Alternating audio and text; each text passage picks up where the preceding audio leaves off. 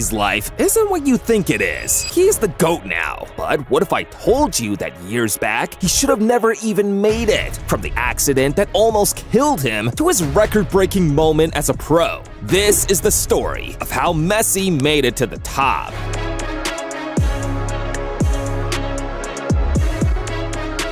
And I've got to start from the beginning, where Messi was lucky to still be alive in the first place. Messi was born on June 24th, 1987, and his birth story wasn't anything to write home about. His parents, Jorge and Celia, were so poor that sometimes even getting what to eat was a problem. Leo was the last of the Messi kids, having older brothers named Rodrigo and Matias, and a younger sister named Maria. Despite the challenges they faced growing up, Messi didn't let it bother him, because if there was one place he knew he could escape all that, it was his favorite sport, football. As a young kid, Messi fell in love with the game, but because of how small he was, he found it hard to join his neighborhood youth team, until the day Grandma Cecilia got involved, and everything changed. The local team was having a match, and as usual, everyone around turned up to see this one, including the Messis, the entire family. With the team losing 1-0, Messi's grandma came in at halftime and insisted that the coach put him in. And as soon as he did, the rest became history. Messi became so good that Grandma Cecilia had been able to convince his parents to save up and get him a pair of boots so he could join the neighborhood team. And at 11, Messi had become so good that the Newell Old Boys came calling. But you see guys, just when it looked like Messi's career was on the up, he suffered the first big heartbreak of his life. Grandma Cecilia was dead. This one almost broke Messi down, and unfortunately for Leo, there was more bad news to come. 2 years later, now 13, Messi's parents realized he wasn't growing like the other kids his age. He was under 5 feet, and they became so worried that they took him to the doctors, and that's when they found out the terrible news. Leo has growth hormone disease. This one came as a complete shock. There was hope, because according to the doctors, there were injections Messi could take to cure his disease, but the cost of these injections was so expensive, Messi and his parents couldn't afford that. At the time, Messi had started attracting interest from some top clubs in Europe, so Messi's parents reached out to them for help, but they all bailed out on him, until one club came through and saved Messi's life: Barcelona. They were so convinced by Messi's talent that they were willing to take up treating Messi and helping him grow, if, in return, Messi would have to sign for the Barcelona La Masia Academy. The deal was a no-brainer, of course. Messi took it. In a couple of days, Messi was all packed for Barcelona. But just before he hit the plane to leave, he still had time for one more goodbye. At the time,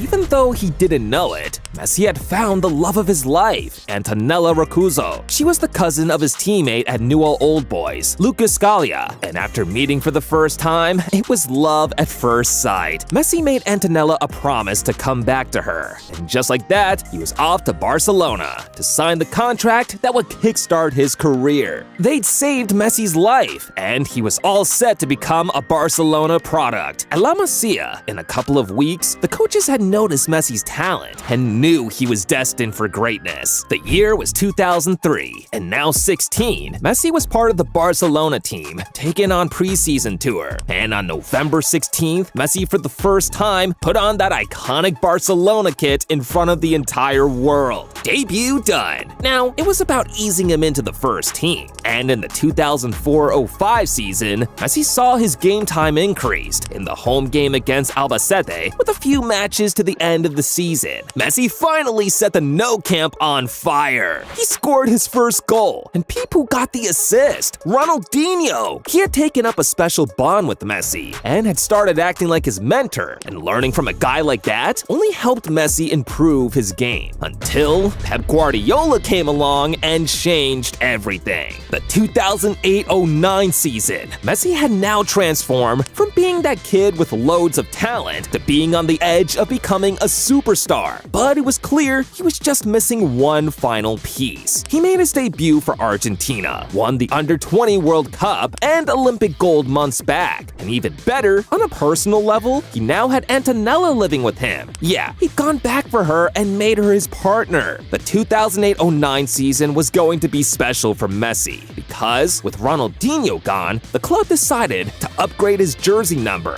from 19 to the iconic 10. Pep brought a new system that made Messi central to the team's style of play, and the results? Barcelona won the treble, with the highlight being that Messi header in the Champions League final. That season, in 38 games, Messi bagged a staggering 38 goals and 19 assists in all competitions, and this form was enough to get him crowned as the best player in the world, the Ballon d'Or. In 2010, Messi continued in the same fashion, winning the Ballon d'Or again. Not quite at the same level as a team, but on a personal level, Messi's numbers were up. This time with 47 goals and 12 assists in 53 games. And in 2011, he made it a hat trick of Ballon d'Ors. This time, finally hitting the 50-goal mark for Barcelona, with 53 goals and 27 assists in all competitions, and going too clear of his new rival. At the time, the Messi and Ronaldo rivalry was just starting to heat up. Ronaldo had transferred to Real Madrid a season back, and El Clasico was now as heated as ever. 3 Ballon d'Ors! Surely there was no way he was going to add a 4th, right? I mean, he couldn't. He just absolutely could not do it. Of course he did! He's Messi! 2012 was a special year for Messi, because towards the end of it, he broke Gerd Muller's long-standing record for having the most goals in a calendar, hitting 91 goals in 2012. He had more goals than the Champions League winners that year. 2012 was also the year Messi had his first kid, Thiago, meaning that scrawny tiny kid all those years back was now a dad. But after 2012, with the exit of Pep Guardiola, Messi and Barcelona struggled. Ronaldo won the Ballon d'Or twice in 2013 and 2014 to reduce the gap to 2. And 2014 must have been a pretty low year for Messi. Because of the international scene, he came within inches of winning the ultimate one, but watched it slip away. Despite winning the World Cup Golden Ball as the competition's best player, Messi and his Argentina team lost the final to Germany. The international disappointment didn't end there. In 2015 and 2016, he lost back-to-back Copa America finals, leading to many people calling him cursed and saying he never matched up to Maradona. Despite extending the Ballon d'Or gap between him and Ronaldo to 2 again, after winning it in 2015, another treble year, it started going downhill for Messi and Barca in the big one, European football. In 2016,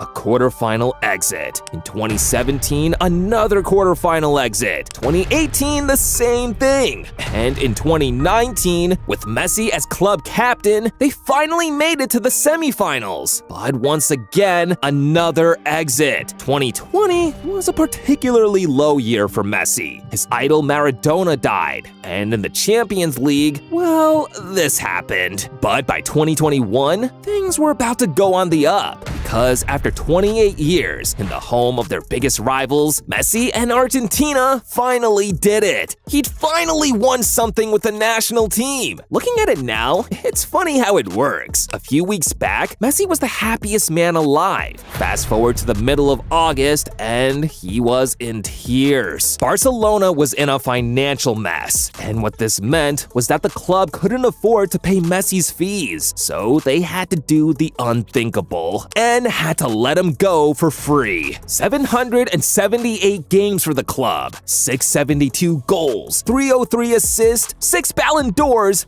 10 La Ligas, and 4 Champions League wins. The list of his awards at the club that saved his life was incredible. Still, Messi's the ultimate pro, so he packed his bags, went to Paris, and the following year, he made history again, the 2022 World Cup. And Messi had publicly announced that this was going to be his last. Together, the team decided to rally around him, giving him one final push. And on a historic night in Lusail, after getting to a chaotic 3-3 final against France, Gonzalo Montiel made sure Messi would go down as the undisputed GOAT. It really was that, Grandma! Messi had done it! World champion at last! Unfortunately, Messi's time at PSG wasn't what he thought it'd be, because even though he won the League and French Cup twice, they got knocked out of the Champions League in the round of 16 twice. And with that, Messi decided his European adventure was over. So he packed his bags again, and this time he was on a plane to Miami. Enter Miami, Messi's new home. With 726 goals and 346 assists in 894 matches, Messi's undoubtedly the best. And these days, he'd rather just chill with his kids, play with his new teammates stateside, or drink and watch all the videos on Goal Zone, the one he subscribed to.